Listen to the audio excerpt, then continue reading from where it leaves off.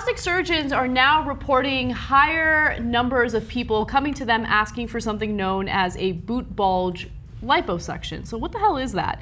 It turns out that so many women are concerned about not fitting into fall boots that they're going in and getting something known as micro liposuction on their calves because they're too big for boots to zip up, put on.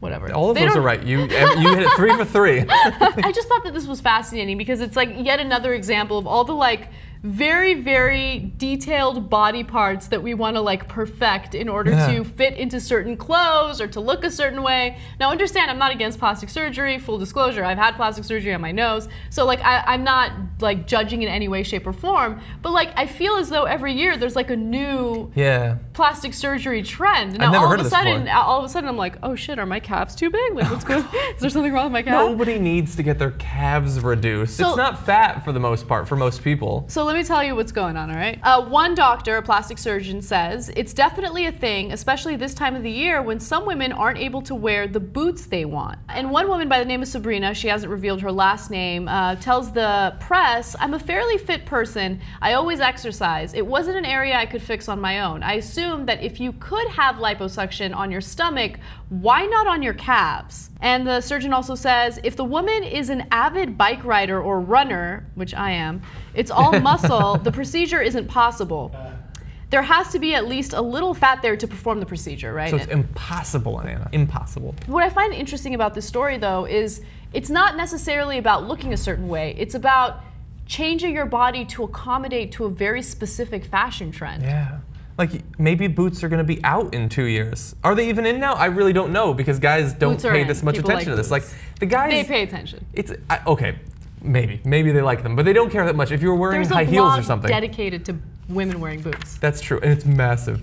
But yeah, like guys aren't that concerned with what clothing you can get into. They're concerned about you getting out of your clothes. Like worry more about that. But no, you don't need to get this calf surgery. As you're probably gonna say, it's incredibly harmful to you. It takes a long time to recover from. Yeah, the recovery process for this particular surgery is much longer than a regular liposuction procedure. So doctors say that it takes up to 10 months to fully recover.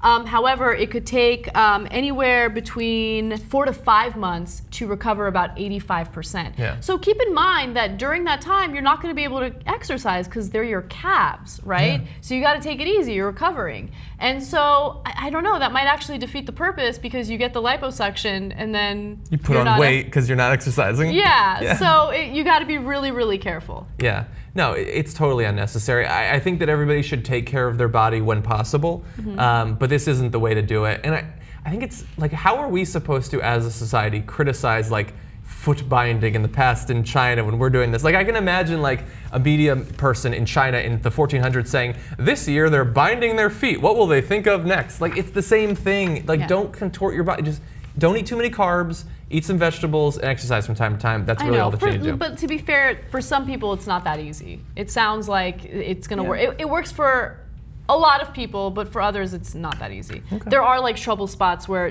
diet and exercise is just not gonna help it, you know? Which is why I'm not against plastic surgery. Look, full disclosure, if I had like issues after having a kid, like let's say, you know, you have loose skin because it stretches out your stomach and everything, I'm gonna get that taken care of. Like I'm not gonna leave it alone. I'm not gonna be happy unless I get that taken care of. Okay. And so no amount of exercise is gonna change it. But, you know, I do definitely advocate for healthy diet and exercise in most cases. And if it doesn't work and you wanna get a little extra help, there's no reason to judge that. Yeah. Look, the last point I want to make is coming out of this, I think we've learned one very important lesson. There is a huge market waiting for someone who makes boots for slightly larger calves.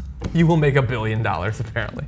There was one woman in the story who actually, I want to read you her quote, it was really interesting. The woman who had the surgery done or is going to get the surgery done says, I purchased $200 boots and taken them to the shoemaker to have an extra panel of leather sewn in them, but it doesn't look the same and I ended up throwing them out. Yeah.